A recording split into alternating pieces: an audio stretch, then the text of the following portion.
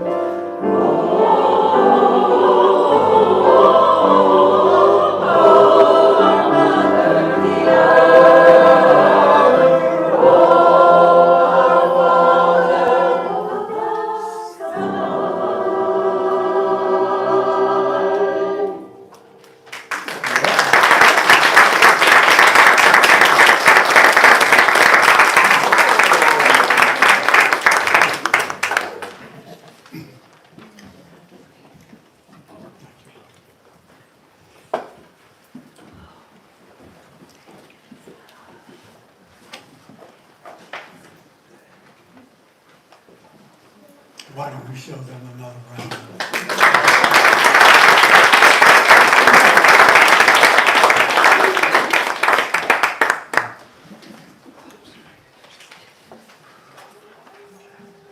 So, a great soul left his body on Friday at 6:30. My brother and your friend Harry. Oh, no. Harry Petriquin. Oh, no. His family is here, and so we embrace you, we love you. We will have a celebration of Harry's life in the spring. So I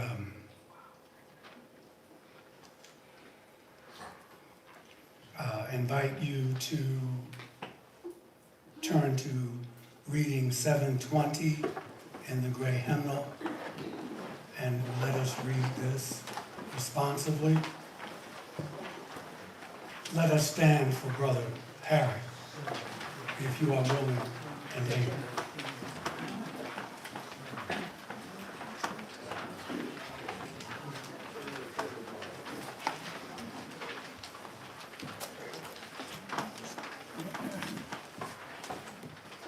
In the rising of the sun and in its going down, in the blowing of the wind and in the chill of winter, we remember them. In the opening of buds and in the rebirth of spring, we remember them. In the blueness of the sky and in the warmth of summer, we remember them. In the rustling of leaves and in the beauty of autumn, we remember them.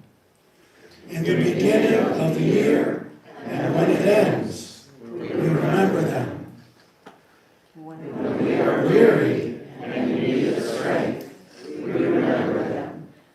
When we are lost and sick of heart, we remember them. When we have joys we yearn to share, we remember them. So long as we live, they too shall live, for they are now a part of us, as we remember them. Please be seated.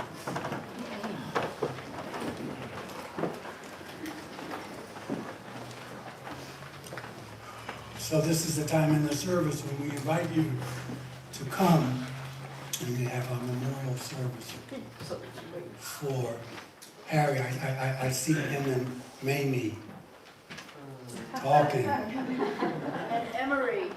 And Emery and Ann Silverman. And it goes on and on. They got out, boy. We're still here. Yes.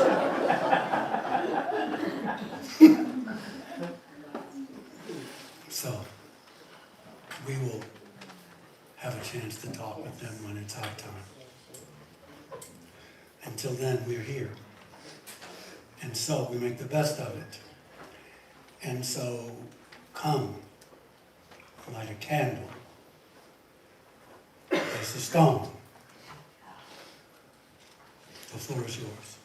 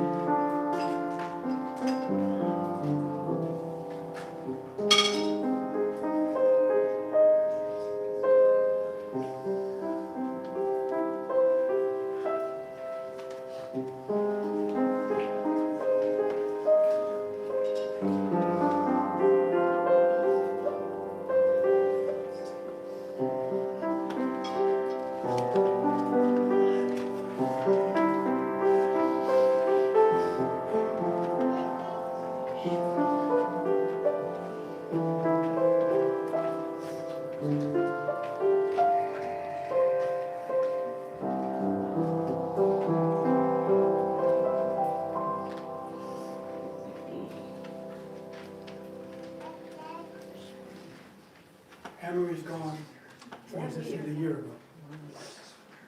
So they're all together. They don't talk. She took us with.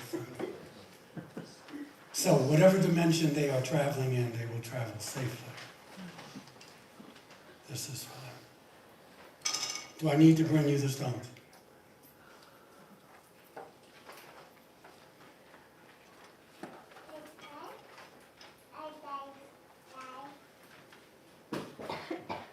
This is for those of you who, for whatever reason, decided not to come up.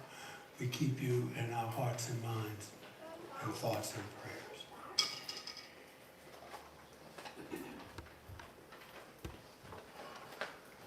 Okay.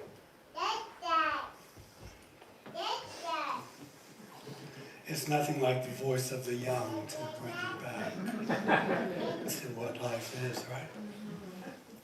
Oh, boy. Okay. I want to share with you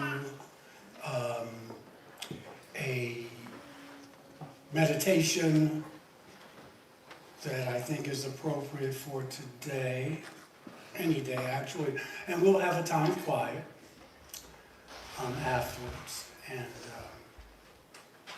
we will go on. So please center yourselves as you see fit. This is called Thank You.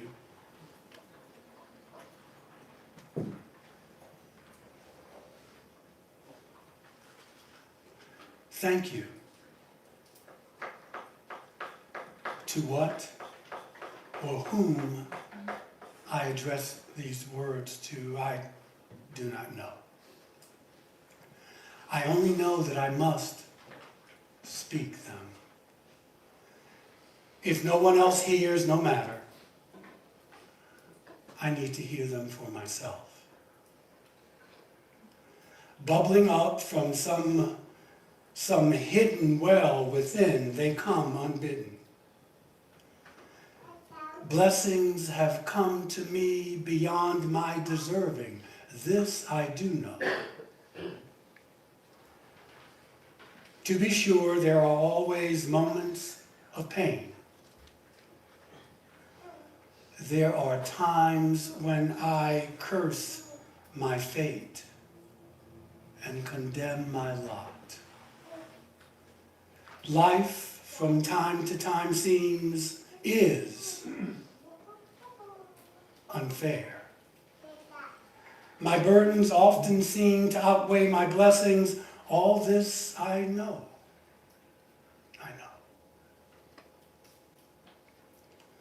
Still, there is always the gift of life. Always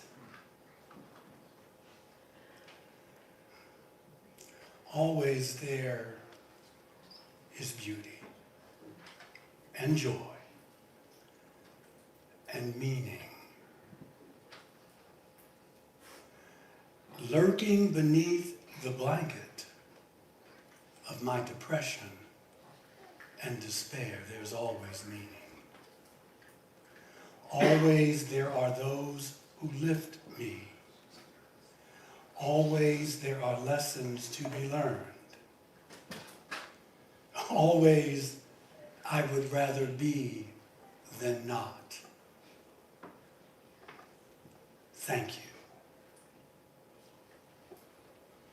And now, while our minds are one for this brief moment, I leave you with the eloquence of silence.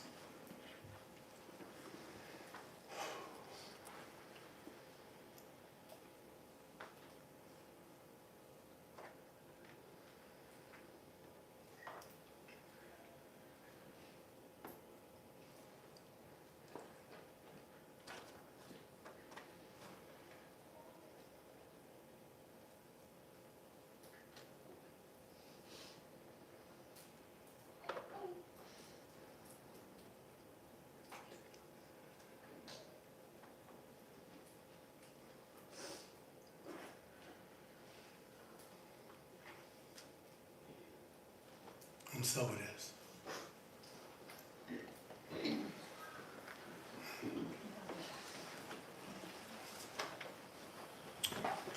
All right. The greatest use of life, William James reminds us, is to spend it on something that will outlast it. And in that spirit, we collect this morning's offering.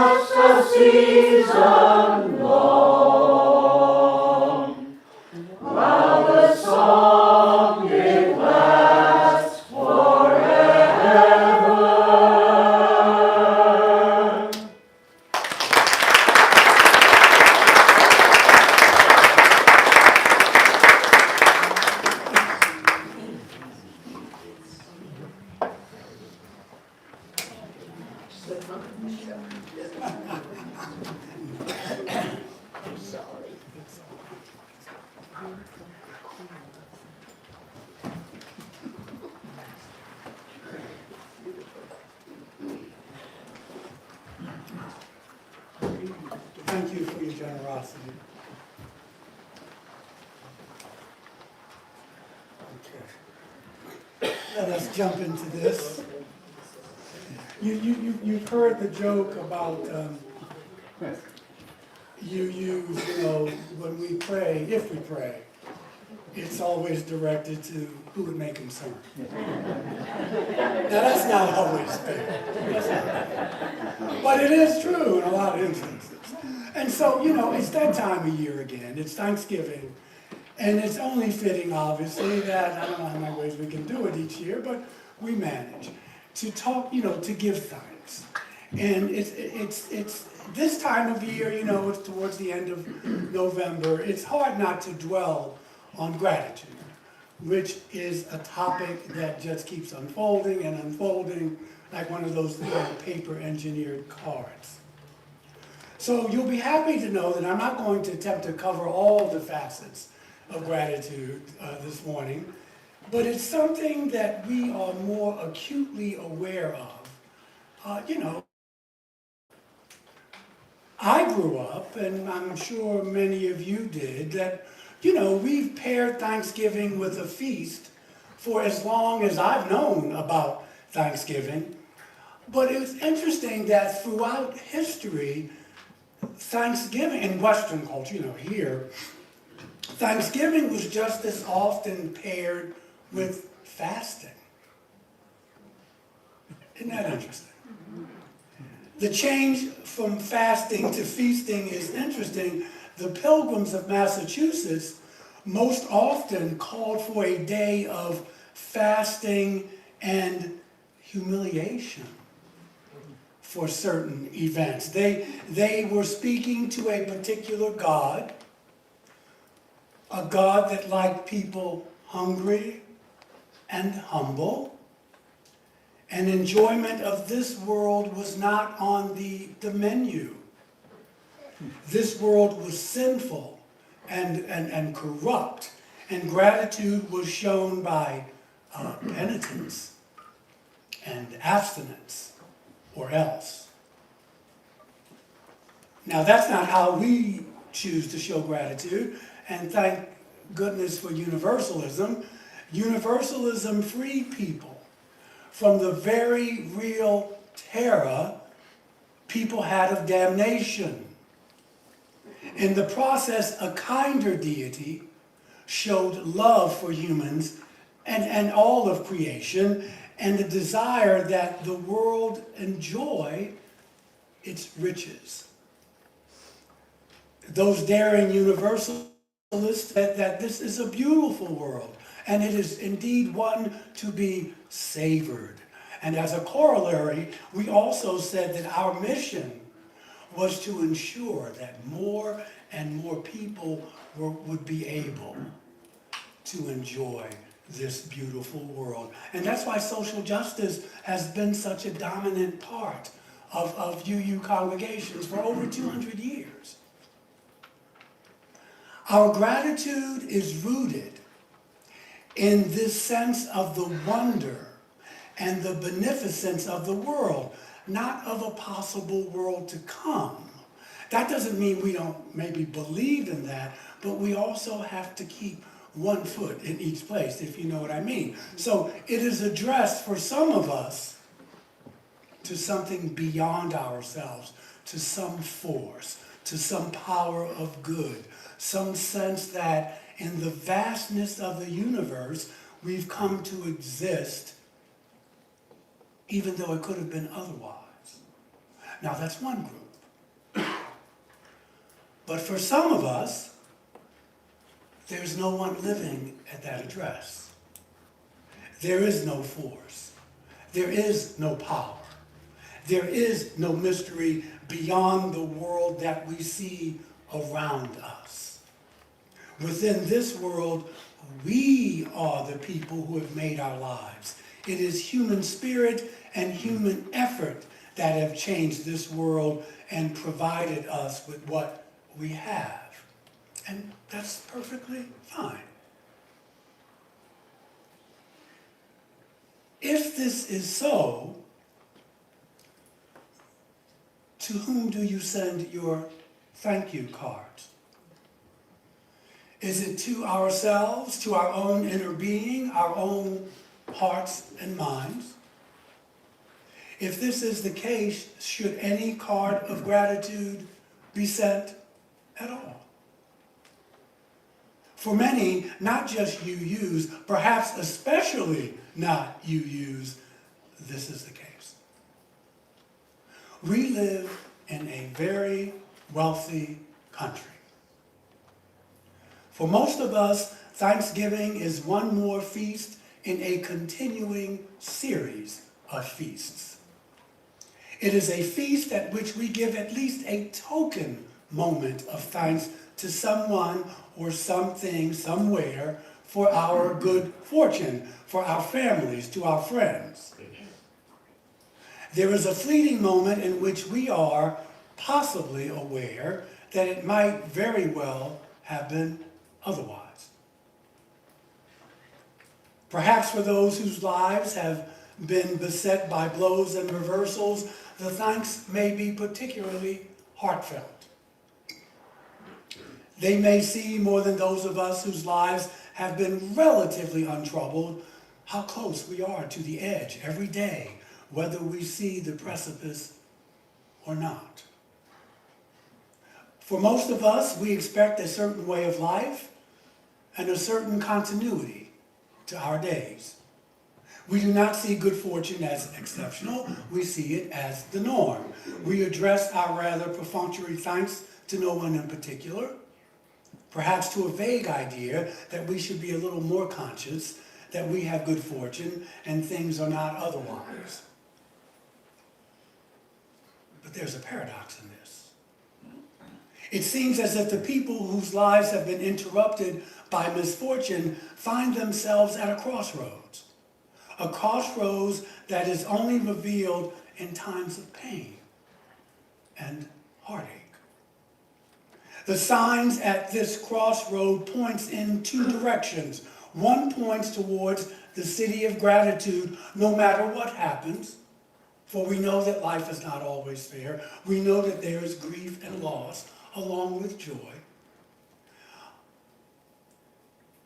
While the other points to the metropolis of despair. The old way forward is closed. I often hear African Americans say this phrase to one another: God is good. And the other brother or sister would reply, all the time. And that stands in sharp contrast to the usual conversation I sometimes have heard, in which there was not much that was recognized as good at all. And yet there was this exchange, and always a genuine smile at the exchange. And we know for many people of all races, life has never been always good, or even good at all. They have been marked for their fate from birth, whether it was poverty or racism or violence, where always the bad fairies present at their christenings. And yet, still the phrase, God is good. And they said all the time. It was all part of a plan that most folks couldn't see. The person to whom they addressed their gratitude had a very fixed address, a known abode. I've said those words myself at times. Although I probably had a different concept of God than they did or do, and I know it's not for everyone, but I have to tell you, it helps me. If people living in the most desolate ashes could find something good in the world, why not I, who lived in the snug home of privilege? Privilege is not always race, but you know that. Gratitude. Gratitude to something or someone. A sense of a world beyond the narrow confines of our problems and our deficits. This desire to see something right within us, with the universe, of which we are a small part. This is what motivates the books and articles and songs that currently tell us the necessity of being grateful. Not that it's simply a nice idea, nor that it's good manners or the mark of being a better kind of person, but that it is a necessity. It was hard for me to give thanks today when I lost my brother, Harry. It was hard for me to give thanks it was hard for me to give thanks, but you have to do it because life goes on. And sometimes both things can be true.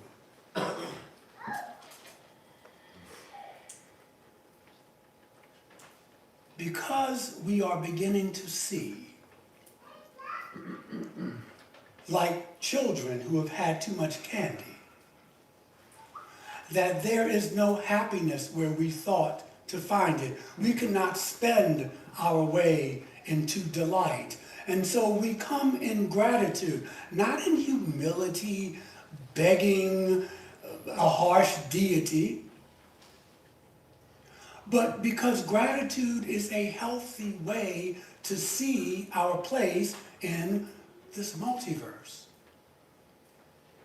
We did not make ourselves. I believe we choose to be here, but most people don't believe that. So let us say, we did not choose the circumstances of our lives. An awful lot of people worked hard for us to be where we are.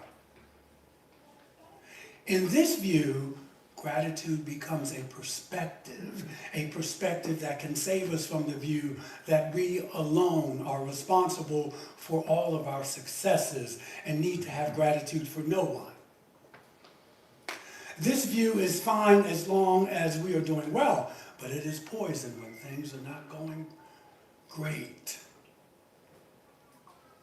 At best, it's a dangerously naive view of life. We have the freedom to create our own lives, a freedom we can choose or discard, but we do not choose the circumstances under which we exercise that freedom.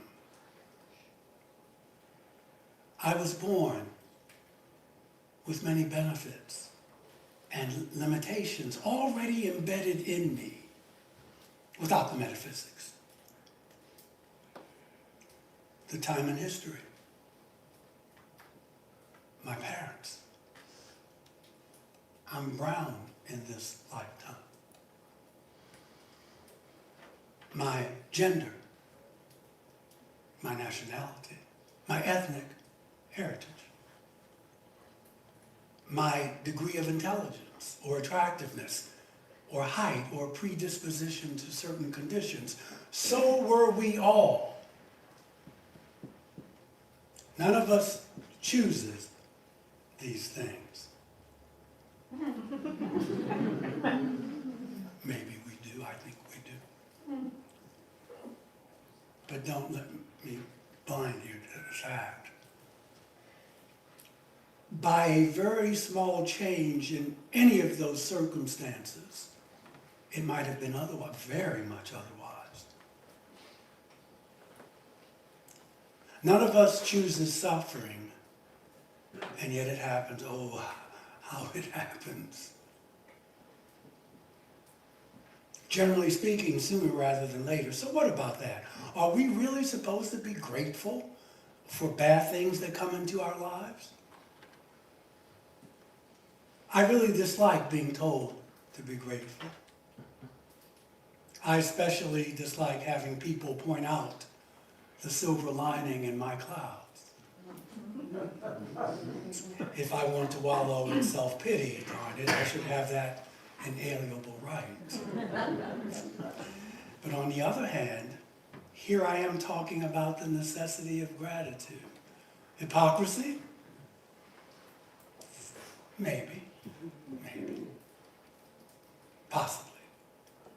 But I do know that while an occasional wallow doesn't hurt so much, a lifetime of doing so, a lifetime of nurturing my sense of injury, a lifetime of narrow focus on the wrongs and hurts in my life will do me quite a bit of harm. Suffering comes in many forms, but it comes to everyone. And many of the well-meaning platitudes that people use in an attempt to cheer us up, sometimes they just do the opposite. They further our sense of isolation and misunderstanding. How can we both respect others' feelings and yet find a reason to be grateful for suffering? Perhaps it is in seeing what suffering can do. I want to share this with you by the Buddhist teacher Jack Kornfield. He says, it is a basic principle of spiritual life that we learn the deepest things in unknown territory. Often it is when we feel most confused inwardly and are in the midst of our greatest difficulties that something new will open us up. We awaken most easily to the mystery of life through our weakest side. It doesn't mean that that we can't learn through joy, but human beings, we seem to want to learn through pain for some reason. He says the areas of our greatest strength, where we are the most competent and clearest, tend to keep us away from mystery, end quote. So we learn through suffering, and we are called to turn that learning into understanding. Understanding turns into what? If it's used, compassion. Love is so thrown around, especially in Christianity, but you know what I mean. But that's why a lot of people are most attracted to Buddhism, but Buddhism just uses compassion instead of love. But it's compassion. We are able to connect to others, especially others whose sufferings we understand better than we can if we have never known sorrow. Suffering links us to other sufferers, and we are all, at one time or another, sufferers. This is when the discipline of gratitude is most necessary. How do I find gratitude in life when I lost my brother? You lost a husband and a father. This has been going on since people have been on planet Earth, but it's hard sometimes to muster it. And that's the challenge. Better to have had Harry in my life, Emery in my life, and so better to have had them than not at all. Grief is the price you pay for love. Has nothing to do with religion, thank God.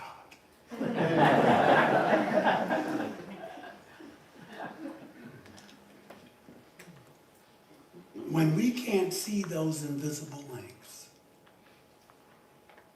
then we do indeed stand in danger of going down the rabbit hole. The hole that we can come to guard against any intrusion by others. But when I see that connection to you, when you see that connection to me, then we have richer, closer relationships. We connect in the broken places, not where everything is smooth and whole. And so in a way, we can become grateful for the worlds that those things we did that we didn't want to happen to us have happened to us. Those of us born into a world of individualism, which would mean anyone born in the last 500 years or so, we have a difficult time with connection. We talk about it, but we have a difficult time with connection because of the belief in separateness, which is an illusion, but we have that belief. We've been bulldozed with it.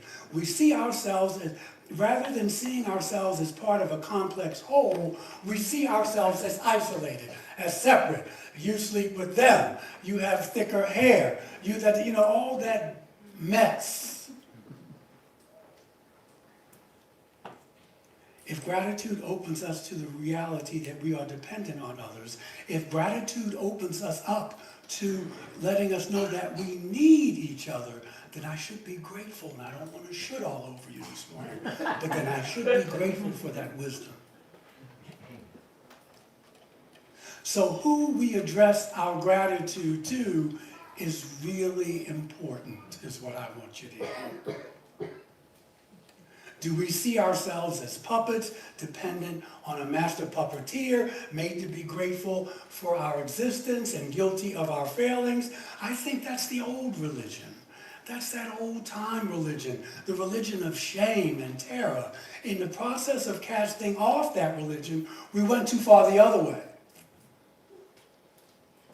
In seeing ourselves as autonomous and oh so very clever and self-made, going back as fundamentalists try to do. That's not a solution either. The genie of individualism is truly out of the bottle. The only way forward, in my humble estimation, is learning from what no longer works and working toward that which will. And that's why you come on Sunday. That's why you come, I think. Who do we address when we write our thank you notes? As individuals bound together on this journey, we may write those notes in many different ways. They may be sent to many different addresses. But I would hope that they would all accomplish one goal. And that goal is to let us see ourselves in some true relation to the world, which, despite ICE and Trump and Putin and all, the world offers us so very much. It really does. It's just what you're going to focus on. You're going to choose love or fear. Which one? Which one are you going to choose? That's up to you. I know what I'm choosing. I know what I'm choosing. And I walk through the valley of death and I fear no evil because I'm the baddest, you know what, in the valley.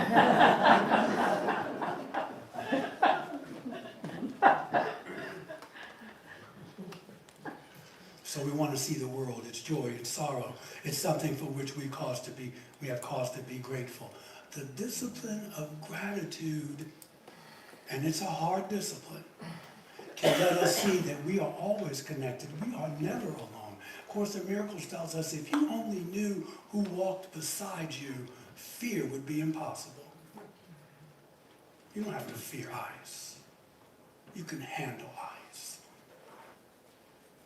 They've been handled before, just in different guises. As the hymn I chose this morning says, for all that is our life, we sing our thanks and praise. For all life is a gift that we are called to use to build the common good and make our own days glad. Blank ice.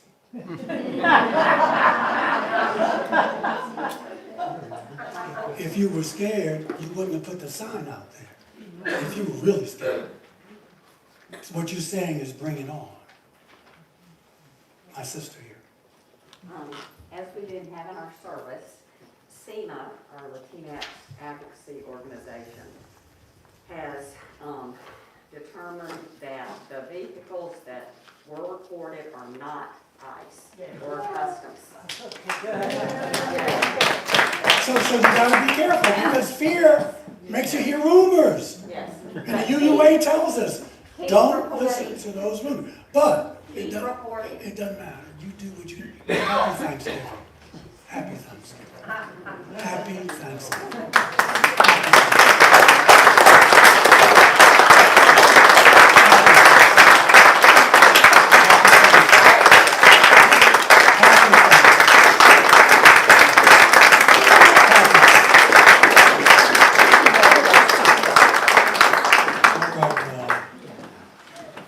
Please, Mark, Paul, Catherine, they're here, right behind you. Give them your love. I see Harry sitting back.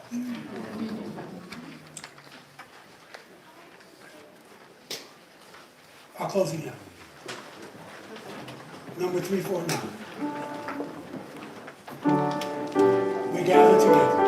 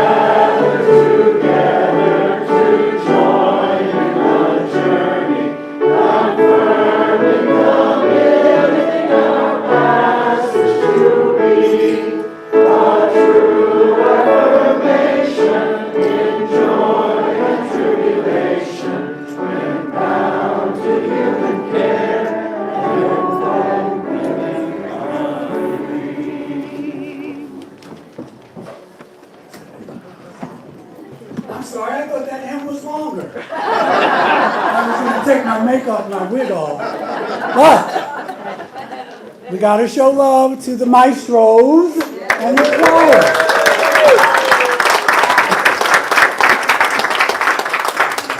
And I think they're here. Their spirit is here. And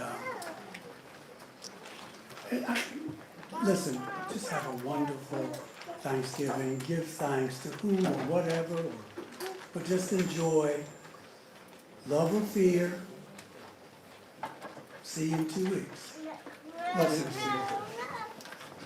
All right.